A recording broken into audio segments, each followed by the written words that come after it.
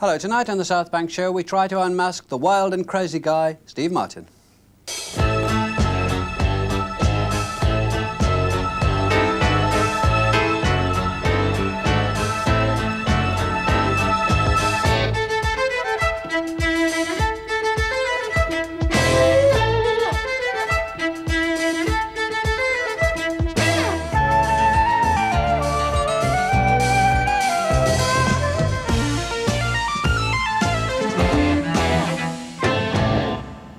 Hello, Steve Martin's been called the funniest white man in America. In this country, he's best known for his film roles in cult comedies such as The Jerk and mainstream hits like Parenthood. But in America, he became a household name for his outrageous television performances and filled football stadia with his live act long before embarking on a film career. 4 years ago, the film Roxanne brought him great critical acclaim on both sides of the Atlantic for his performance and, for the first time, for his writing. It was a perceptive adaptation of Rostand's 19th century romantic comedy, Cyrano de Bergerac, an apparently unusual choice for the man who'd become known as a wild and crazy guy. When we heard he was about to film his second screenplay, LA Story, we asked him for an interview. We knew that in the past his television interviews had always been comic performances in themselves. He's been one of the most popular but unrevealing chat show guests in America. We wanted to interview the thoughtful, self-effacing man behind the mask, and for the first time, he agreed. What is a spokesmodel? Well, it's a model who speaks, you know, and points at things like merchandise, and like a car washed by her. Sometimes something small like a book or a fine print. When do we exit the shot? Mick, when do we exit the shot? Wow. Well, that was best for timing. Somebody, will you? That was best for timing. Yeah, that felt good. And we'll print it. So you think you got it? Yeah. But I'd like to go again. Oh, you're good. Oh, okay, sure. LA Story was shot on location on the streets of Los Angeles. Despite the pressure of filming, Steve Martin found time to talk to us between takes in his trailer and to show us some of the different types of comedy that make him laugh.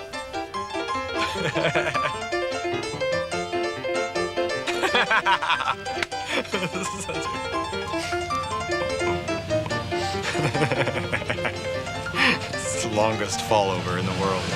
There it goes again.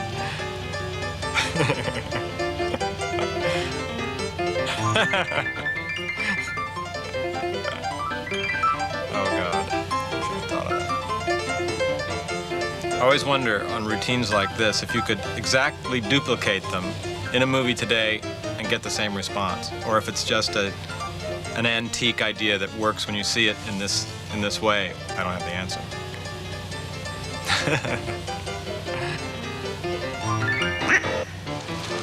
When I got out of class, I decided to call you. What class are you taking? I'm studying to be a spokesmodel. What exactly is a spoke? Action! Action! When I got out of class, I decided to call you. What class are you taking? I'm studying to be a spokesmodel. What exactly is a spokesmodel? Hold it there, Steve. Thank you. I'm handing the scene over to you. Your entrance is coming up. I think I need a little more rehearsal. Rehearse on stage. To me, there's all different levels of comedy. There's very stupid, which you have to be able to enjoy, and then there's very smart and very sophisticated, which you also have to be able to enjoy. Why not read the will? I'm sorry. We must wait for all the heirs. Jeff Hennigan. Another kind of humor is completely story-related. What are you doing here? The bell didn't ring yet. You enter from the other side, stupid. For example, in this scene from Enter Laughing, it's a young man going on stage for the first time in his life, and he has the worst nerves you can imagine. And the other actors are sort of stymied. And then they start to ad-lib. The other actors try to ad-lib, and there are these pathetic ad-libs.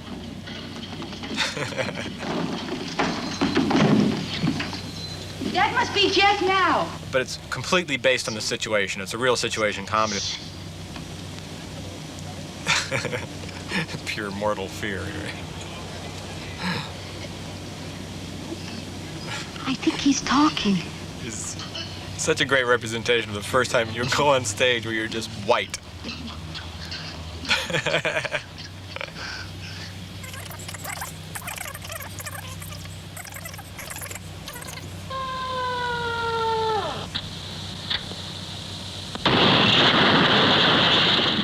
what I love about this piece. Not only is it a perfectly executed sight gag, but it's a perfect example of deadpan from Laurel and Hardy. Right here. Okay. I told you not to make that last statement. Laurel's face is just perfect. You sweet little dear. I mean, there's a lot of this in L.A. Story, really, where extraordinary things happen and no one really makes a comment. Sort of basic comedy, I guess. And action! Action? What exactly is a spokesmodel? Oh, it's a model who speaks, you know, and then she like points at things, you know, like merchandise.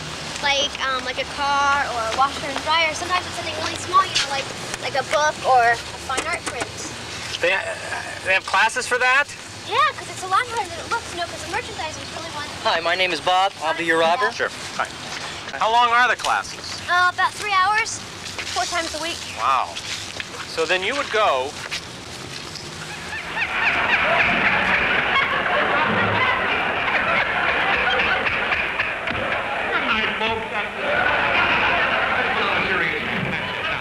A lot of the comedy I enjoyed first came to me over television, even though it might have been film, like Laurel and Hardy or Charlie Chaplin. And then this piece by Steve Allen, which is so hilariously funny, and you can't put your finger on why. It's just an infectious personality, man having so much fun, and you have fun. Only the script was this good. All right. The annual spring training warm-up. The big league teams are all at the spring training headquarters around the country. Let's see what's happening. By the way, I'd just like to state this is something I never, ever talk about. And I don't present myself as any kind of comedy expert. I feel like a comedy appreciator. And any categories I'm coming up with are completely spontaneous because I really don't think about this a lot.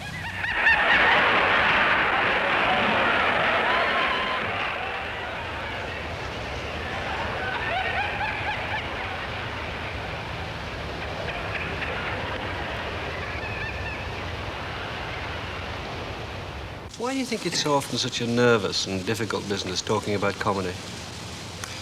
Well, it's a lot like talking about anything that's slightly mysterious, in that you know that whatever you say is instantly wrong. And if you ever landed on it, something would go away from it. Is it completely different from fiction or drama or painting, about which individuals can seem to talk sometimes, or talk towards an understanding of what they're doing? Well, I think those areas are very much the same. Is that whatever you come up with as a truth about it will always be broken by an artist somewhere down the line and prove you wrong. But aren't the sort of individual truths, don't they add up? Isn't it worth exploring in terms of one person's idea of what it is? Probably. What I'm afraid of is not afraid of it. Why I'm reluctant is that I make it, I don't define it. And it's up to others really to talk about it, and not really up to the one who makes it to explain it. It should explain itself. Steve, how much time should I take between a setup and a punchline of the joke? A second and a half. Second and a half. Very good. 1 second. Steve. It's not something that someone can teach you, really. It only comes from experience, and it becomes intuitive. What you've learned, although when you learn it, it's not intuitive, it becomes intuitive. So experience is everything, really? I think so. Steve, Not at all. do you think a sad song is less effective if it's performed with an up-tempo beat? We want to do comedy. Paul, I'd really prefer just to talk about my comedy right now. Hello? Oh, hi, Woody. Sure. A second and a half.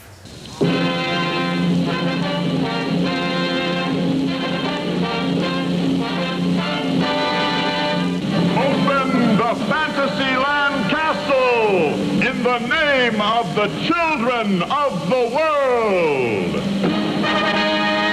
Steve Martin grew up under the spell of Disneyland. When it opened in 1955, only a couple of miles from his home, he was just 10 years old. As soon as he could, he got a job there after school. So he had magic on his mind, and then when he went to work for Disneyland, he went to work in the magic shop. He must have been about... Oh, he was about 14. About 14 then, I guess, and learned all these silly tricks that he used to do in his stand-up comedy. And so he was very young. He's been tunnel vision, I think, on it since he was about 7 or 8 years old. I think he had stage in mind from that time on.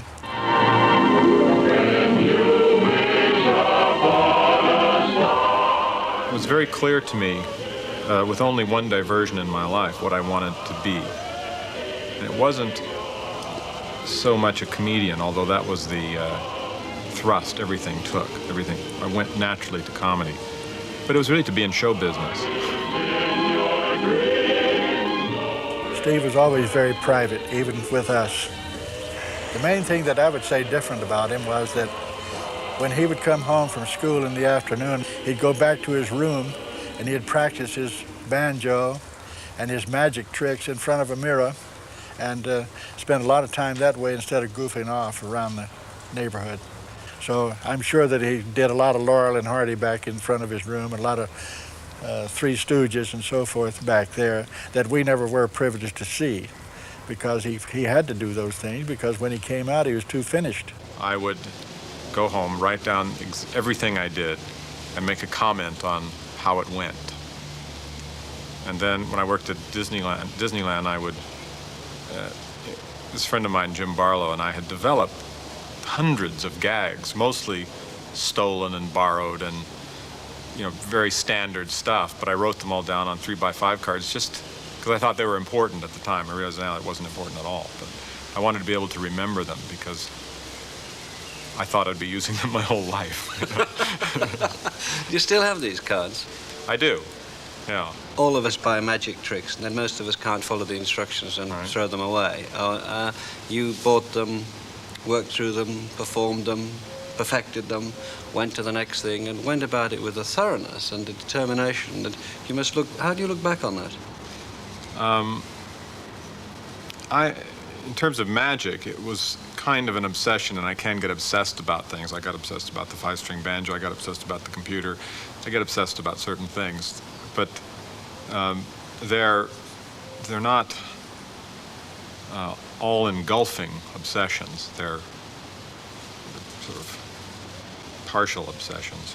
He was very shy as a youngster and had, you know, so he had to do something to offset those things, and I think that's what the secret of his being a comedian and his desire to be a comedian. Because when he would be a comedian, he wouldn't be himself anymore. He'd be that funny guy that people would laugh at. And I think that was very important to him. I think it still is.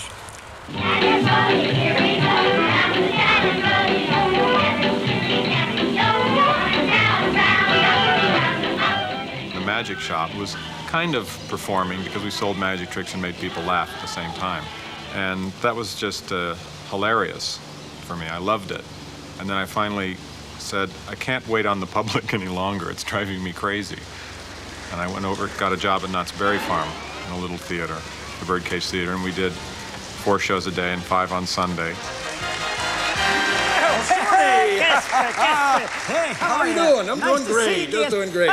Now, what's going on with you? Oh, didn't I tell you? No. I moved. You moved? You moved again? What do you mean, moved again? When Steve came here, he was just a little bit strong-headed because he had played the lead at the school when he graduated, you see. And so he was, he's an actor that had years behind him. Well, he barely knew how to get on the stage, let alone get off of it. And we had little problems there occasionally, but I could see he was going to work out just peachy keen. Well, Shorty! Jesper, how are you? Just doing great, and how are you? Nice to see you. Oh, fine. Yeah? Say, didn't I tell you? I moved. You moved again? What do you mean again? The place was so filthy, the mice wouldn't even stay there. You do a show so many times, and a little act so many times, that you learn things like, it's better if the theater's cold than hot. Why? It's better.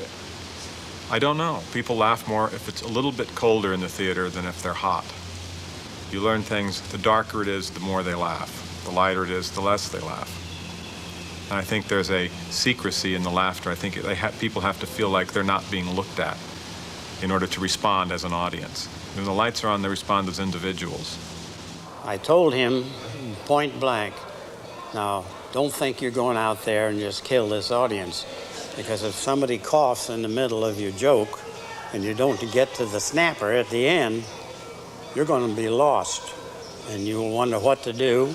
And the audience, we've had them boo people here on stage who thought they knew what they were going to do.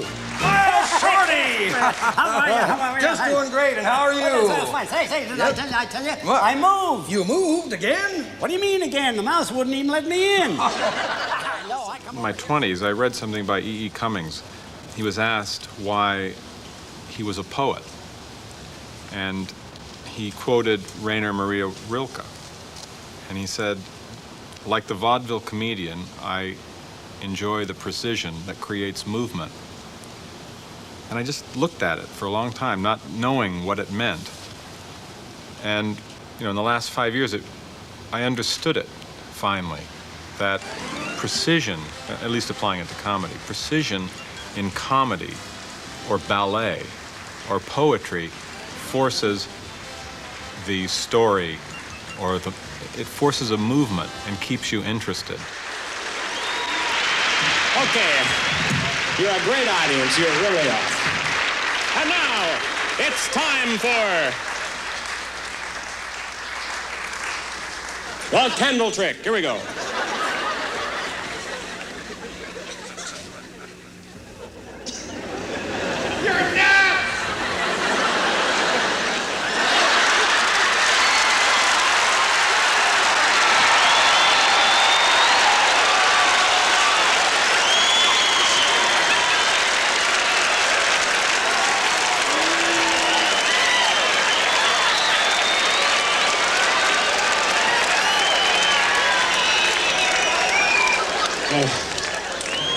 I thought they were out. All right. The only diversion you've had for this drive towards show business through comedy has been what some people might see as the other extreme, where you became a A-grade philosophy student. Oh, the wind and the rain. Why? Why did you go for that, and what did you get out of it? I think there's two aspects of what I came away with. One is the actual knowledge of philosophy, facts. Who meant what, who said what. That I've mostly forgotten. But what I came away with was essentially an existentialist point of view in life and in art. That, in art anyway, anything goes. All you have to do is pull it off. Here we go.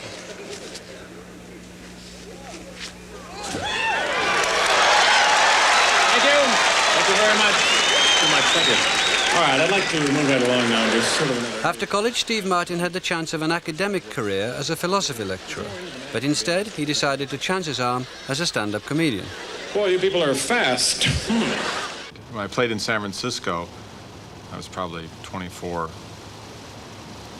And I had to go on with no audience because there was a window to the street.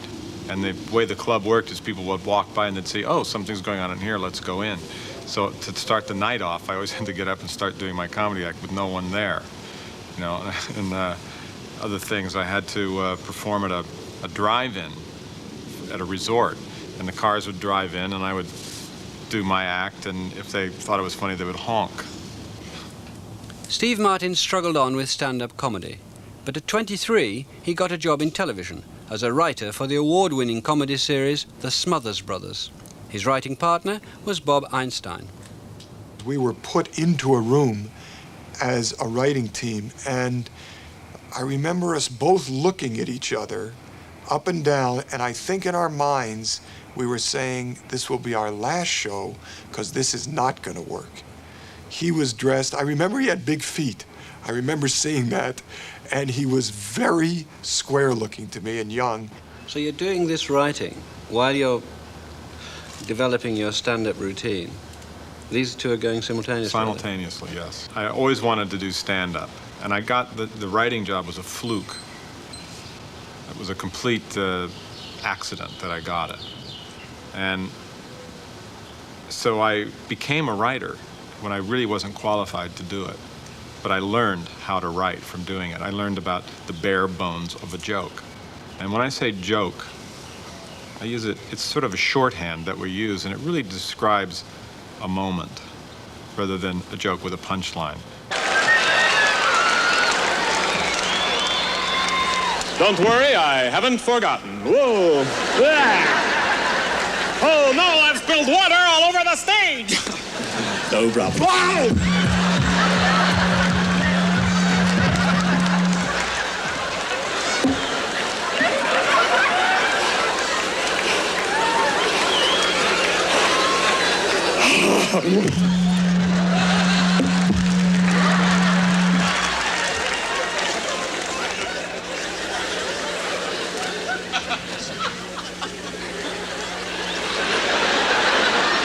At the time, the comedians were into talking about the war, talking about some maybe off-color stuff. Steve was simply silly. You laughed at Steve. You liked Steve as a person. And what he was doing was unique. It was chancy. No one thought it was brilliant, including Steve. Okay, this half of the room. Good, we've got it now. Okay, now, that guy. Good. He had a unique act. He'd put an arrow on his head, he'd do some magic, and he'd do some silly stuff. And again, the Vietnam War was in vogue, and people told him to get off the stage. And I remember some agents telling him, look, just write, don't ever perform, because it's not too funny. So Steve went through a period of considering getting out of the business.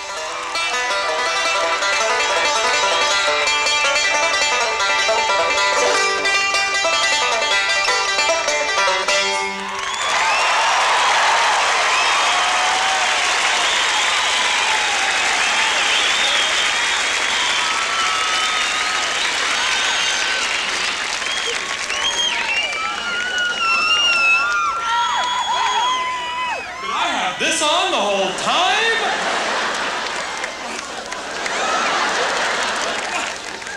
Well, I must have looked like an idiot up here. I decided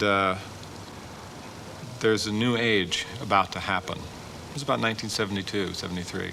Then I cut my hair, and I got different clothes, and went on stage. And I think people were, I knew they were waiting for it. Oh no, I'm getting happy feet. Whoa!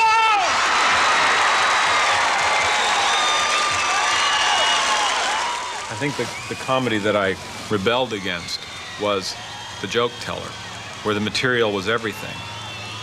And I think what happened is material became secondary to the nature of the act.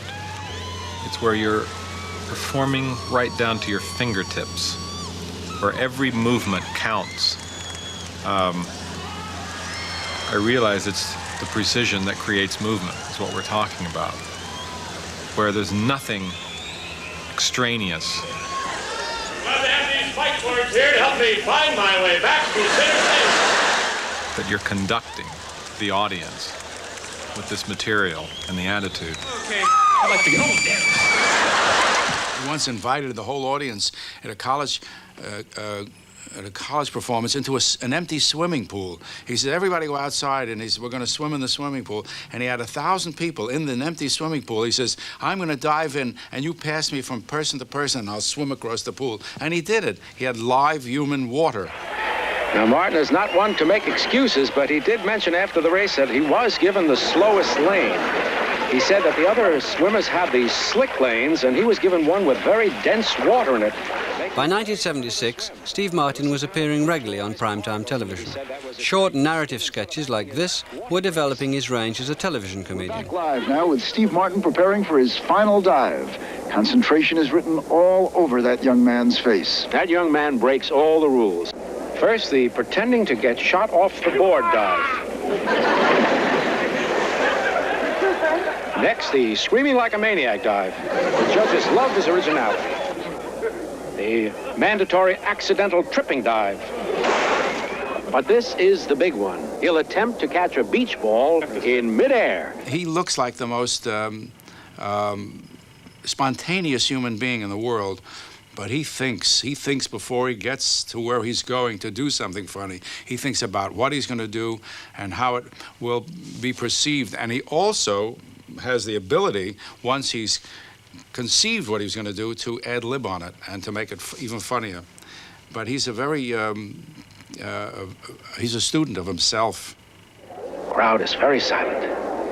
He's getting ready. He nods for the toss. Here it comes. Oh, it's too high. A bad throw. He missed. Oh, this is going to hurt him badly. Look at those scores. Oh, Mr. Martin's going to have to settle for second place. Wait a minute. Wait a minute. Martin is pretending like he's drowned. What a great idea. Yes, this has convinced the judges to raise the scores. Steve was fortunate enough to have the experience of the Smothers Brothers, the exposure of Saturday Night Live, and he's good, and he's likable. So when you put all those things together, and he had great exposure on The Tonight Show with Johnny Carson. And so those were some keys for him. Had he failed on Saturday Night Live, Steve might not be Steve. Had they only decided to use him once, Steve might not be Steve. But he happened to hit.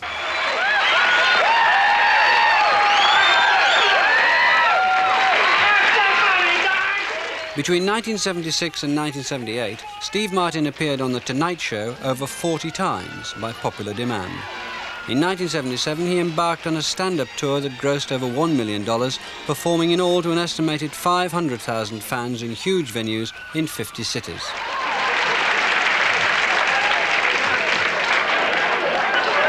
Did you say Vegas? Las Vegas.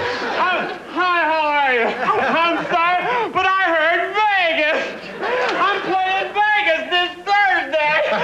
Where?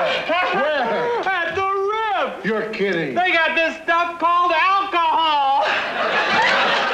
The act got more successful, meaning larger stadiums, meaning it had a more rock and roll attitude, meaning the audience was wilder. And you can control it up to a point, but there's always annoying people in the audience who won't let the show happen, who think this is about something else, and it eventually ruined it for me. Something in you said, I've had enough of it, it's time to go. Is that right? Yes, but it wasn't the size. The size of the audience was never a problem. It was the mania that was the problem, or the rock and roll attitude then that, I mean, they were regarding this like a rock and roll act and treating it, by the way, this is not everyone I'm talking about, this is a very small percentage of the audience, but you can't treat comedy like rock and roll. It's much more sensitive. You can't blast over anyone. When he finally got very successful, he had the status of a rock star. He got frightened of the audience. He actually got frightened. I remember him saying to me, I'm out of there before the audience stops applauding for the last time. When he was taking his bows, he took 1 bow, 2 bow, 3 bows. On his 4th bow, he was into the limousine and out of there. Sometimes it's good to get away and relax and not be the crazy guy that you see on TV. You see, here at my home in Radiation Valley, I I like to be not Steve Martin, the comedian. Here, I'm just, Emperor Rudolph, direct descendant of Hermes, king, lord, ruler of Fluffy, the noble Fluffy, king of the Ottoman Empire, the Roman Empire, and the Empire State Building. Some more granola, my liege. Granola improves his reading scores. So remember, on stage, a wild and crazy guy, but off stage, just a regular guy like you.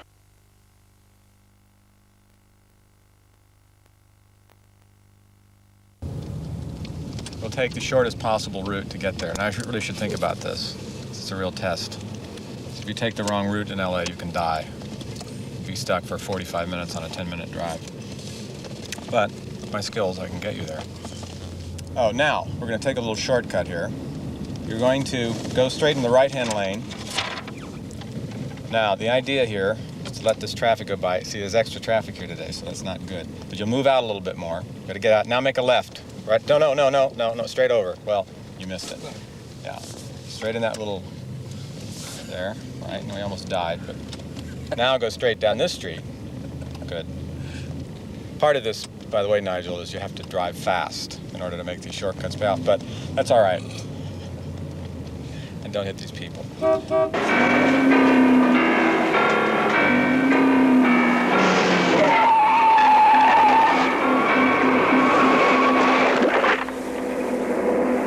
I've almost always felt directed. Every once in a while I get an idea that I just go with, whether it's thinking that the times have changed and it's time to present this act to the world, or whether it's time to discover romance and poetry in film, which is the way I feel now. Or whether it's to give up stand-up. And I've never had any fear about making those steps. It just never has bothered me. I was the only one who ever talked in this whole group. It was always, Socrates, what is truth? Socrates, what is the nature of the good? Socrates, what should I order? Socrates, what are you having? And not once did anyone ever say, Socrates, hemlock is poison. Now you're going to go, get in the left, toward the left. You'll stop here, and you're going to stay in this very furthest right-hand lane. Not the furthest right, the other furthest right. And then you're going to make a right here you make a right on that street toward the right. Now suddenly we saved ourselves probably 45 seconds. There we go. Typical LA lifestyle. I think it depends if you're working or not. If you're not working, it's probably you get up and you drive over to the dry cleaners. You might go shopping at one of the huge supermarkets.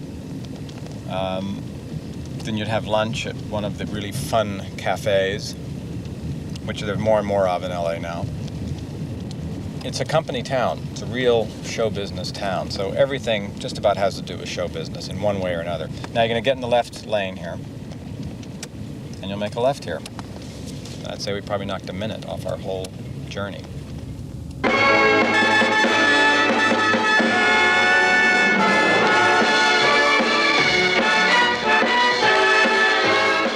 After abandoning his stand-up comedian career at the height of his success, Steve Martin turned to the main business of his hometown, motion pictures. He made 5 films in 5 years, with varying results.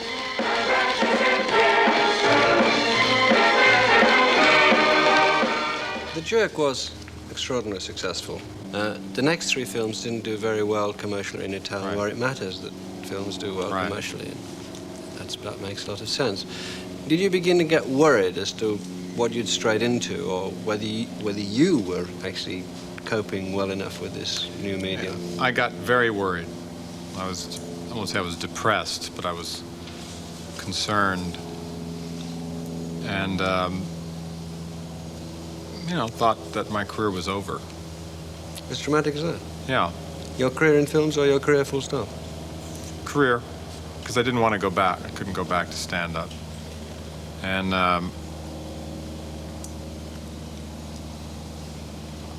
yeah, I didn't know what to do. And I didn't have, and I think the reason was I didn't have a handle on what I was doing and didn't start to get it until later, like after All of Me. Carl Reiner's film, All of Me, introduced Martin to his future wife, Victoria Tennant. In the film, he's possessed by the spirit of a dead woman who has control over half his body. What is all this? What's going on here? No. Oh, yes. What are you doing to her? Nothing. I'm not doing anything. Go back to sleep. You're dreaming. Why, Miss Hoskins, you whore. You lascivious whore. Oh, no. Oh, yes. When there's anything comedic to do, I always think of Steve Martin first. I say, well, he'll bring something wonderful and original to it. And this was a project we did not start. It was started by Kings Road Productions. Phil Alden Robinson had done an adaptation of an unpublishable book. And there were 16 tries at it, and Phil finally got a key to it. And then with Steve coming in and Lily Tomlin coming in, became All of Me. But Steve... just as funny. And if you have a character that requires a man to be I'm looking for the word, invaded by a woman, and both the woman and the man come out physically at him, Steve is a perfect guy. I used to believe that my experience on stage would lead me naturally into film. It didn't. I had to learn something completely new. Ah, you seem to have control over the left side of your body, while I feel dominant on the right. Oh, let go of that. Oh, you bitch. How about a little respect for the deceased? I didn't have any confidence about it like I did when I was doing stand-up. I didn't, when I was doing stand-up, I could put my finger on every button I want. I was in complete control of myself. But since then, I feel better about it. I'm still searching. I realize it's a combination of a lot of things now. It's the story, it's the script, it's the photography, it's the director, and it's yourself. So it took a long time for me to feel comfortable on film. It's time to check on traffic. On the 5 freeway southbound of the 710, there's a stalled motorhome. It has traffic at a standstill southbound from the East LA interchange. My name's Rico Ross, and this is KFL Los Angeles, keeping you on top of traffic. And now it's over to Lorelei King for the Hollywood News. What have you got for us today, Lorelei? Hi, Rico. For all you wild and crazy guys out there, the word is that LA's own Steve Martin is shooting his new movie around town today. It's a crazy comedy romance, and it's called LA Story. Steve is starring alongside his wife, Victoria Tennant. And that's the first time they've worked together since All of Me. That's right, Rico. Steve's also exec producing the movie, and he's written the script. And we've heard that he plays a wacky weatherman in search of true love. LA Story will be on our screens in the spring of '91. Thanks a lot, Lorelei. Sure thing. And here in downtown LA, the wacky weather looks like how happy I am. But it's not so much anger as hurt. Yeah, from the why didn't you tell me? Yeah. Even, so that's why that's more hurt than it is vituperation. I got a peek at least. Andrew, we ready? We're ready. The movie is a synthesis of everything I've ever known and ever done. I mean, it has low gags, high gags, smart gags, romance, deep romance, low romance, high romance, sex. A lot of that is new to me. I mean, writing characters is really new to me, which I started really with Roxanne. He's a fireman! Roxanne was Steve Martin's first attempt at a solo screenplay and sets Rostand's 19th century romance, Cyrano de Bergerac, in modern-day, small-town America. Christ, that's the biggest look. Don't say it. Quite a hood ornament you got there, pal. Here it comes! 3D coming at you. The first time I took it to a studio, I was ready to go in with my idea. I was going to say, update Cyrano de Bergerac, and then I would explain how I would update it. And the first studio I went to, I said, update Cyrano de Bergerac, and they said, what's Cyrano de Bergerac? So I found myself pitching the story of Cyrano de Bergerac first, which I didn't have quite a handle on because I wasn't prepared for it. And I could feel myself going right down into the toilet. So the next studio I went to, Columbia, Guy McElwain, and I said, update Cyrano de Bergerac, and he stood up and he turned to the window and started quoting it. Your name is hung in my heart like a golden bell. Deal. I love you. I have breathed you in, and I am suffocating. I am crazy. I can't go on. This is all too much. I'm starting to feel a little dizzy. And I'm starting to feel a little drunk. Because I have made you tremble up there. And you are trembling, aren't you? Like a leaf on a tree. I don't think he ever dreamt when he started that he was going to be playing love scenes with beautiful leading ladies and making us believe it. I think he always thought of himself as a stand-up comic who will do outrageous things. And his development is very slow and definite. It made me aware of what I'm really interested in movies, which is romance. And I think it's great movie material. War, I guess, is the other, and murder is the other thing. I just have no interest in murder somehow. You lie, you big, fat Here I am innocently liar. driving up to Santa Barbara thinking you're seeing your ex-husband, and instead you're right next door to me giving it to my best friend. Your best friend? Since when is Roland your best friend? He and I are very close. You've never seen him without me. Doesn't matter, there's a bond among men. Anyway, there's two liars here. Yeah, Roland is my ex-husband. You need an Albert? No, why don't you tell me you just broke up with someone? How do you know I just broke up with someone? Because when men break up with someone, they always run around as so much too young. She's not so young. She'll be 27 in 4 years. The meaning of this movie had always been changing as long as I was writing it. I'd always come up with something, I go, this is what it's about, this is what it's about. And 5 weeks later into the shooting of it, I finally understand what it is about. And it's about the moment when two people fall in love. When a relationship suddenly turns and becomes a romantic relationship. And it seems possible to me that if you were God or someone, you could put your finger on that moment and identify it and say, this is when it happened. A couple of days. Turn away for that. What would I do? What would I do if I stayed? How would it work? We'd take it easy. We'd see each other, not push it, and then marriage, kids, old age, and death. I don't know. And if I were to go? If I were to go. All I know is. Are you saying, well, obviously you are, or is the film saying, look, this romance can change your life, it can change you utterly, this is a hugely important part of your life?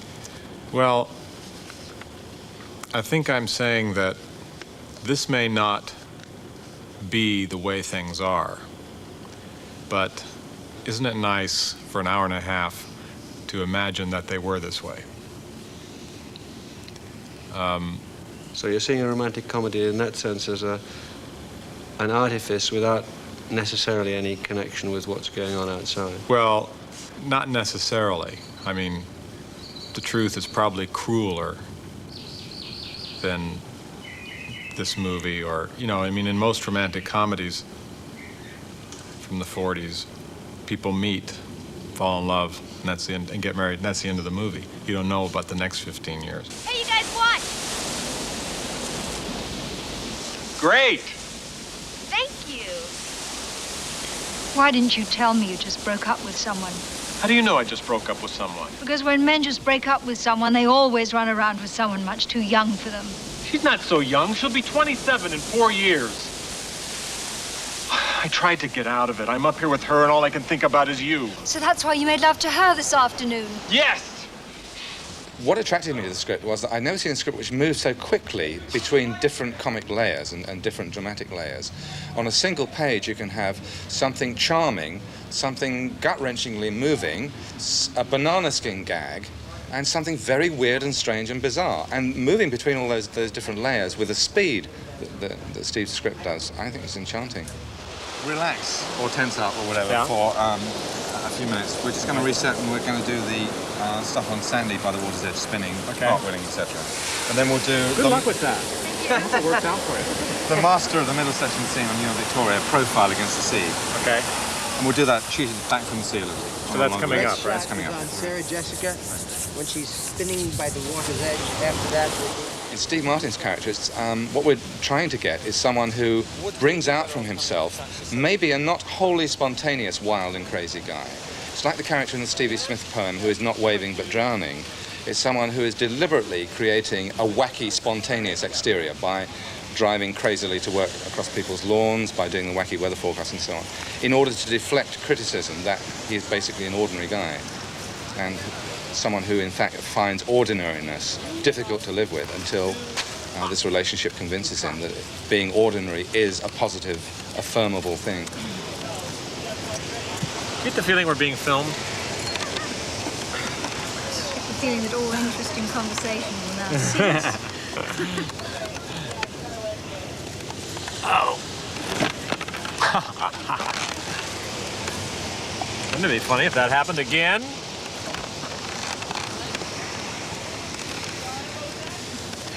Now, I'm going to go up and use the restroom, which might be very interesting for you. Or not, as the case may be. We won't go with this time.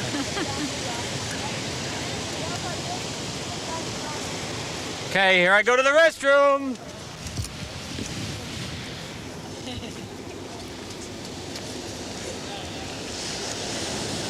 But in the manner of a comedian, you understand.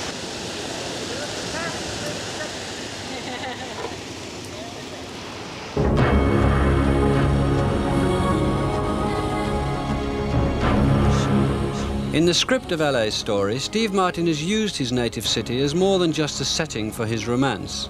He's given Los Angeles an idealized character all of its own.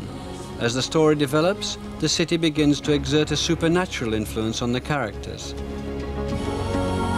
I think in this movie, LA does provide a lot of the magic. It's like the magic that it would take normally to get people together doesn't exist in these two people.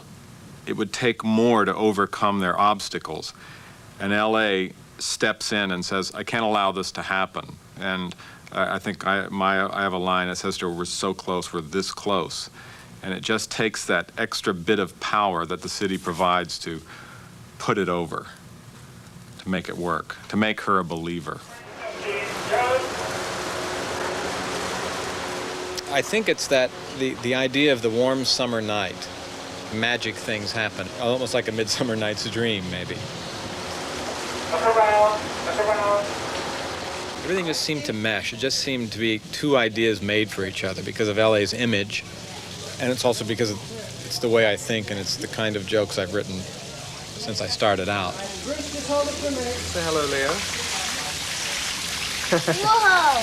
Because that's how they're gonna do it. That's how they're gonna Without do it. anybody Without anybody pushing them.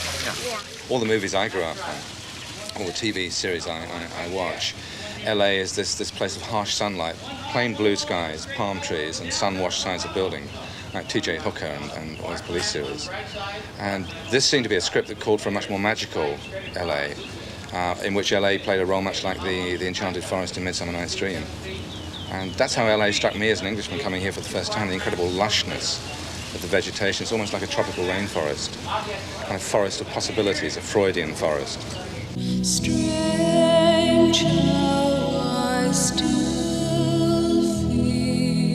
In the Magic Courtyard, which was the very first example that I used in the script of buildings smiling and flowers growing when people fall in love. It really came from, that's the way you feel when you fall in love. You're just elevated and everything is magic and you're walking on air. waves wash over and drift away with dreams of youth. So time is stolen. I cannot hold you long enough.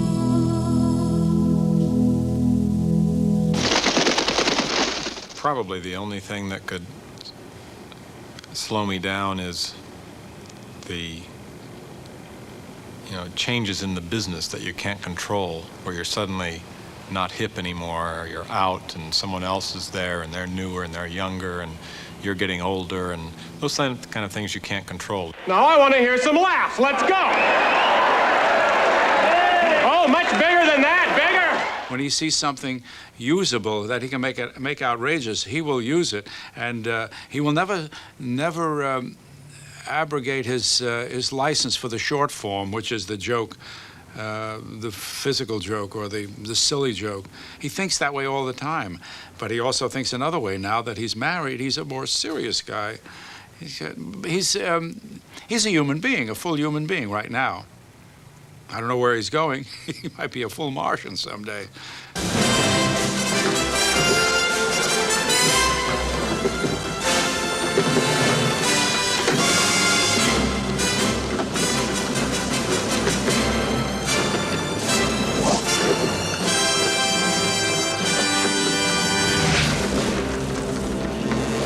One time I was on The Tonight Show, and Johnny Carson did an impression of somebody he did when he was very young, and we went to commercial, and he leaned over and he said, "You'll do everything you ever knew." Nothing truer has ever been said. I mean, I used to roller skate when I was 6, and now here I am roller skating as an adult. This one. And then you'll switch hands. And then you'll hold, right? Pause. Pause. And then you can make another turnaround. Right. Good. How is the on these? Can you do this power skating, remember? Yeah. Oh, good, yeah. The noise really adds to that. You really have to dip in the right inner leg, the right inner edge. And, well, you hit a crack. That's all right. There you go. And push. Good. That's all right. Make a wish.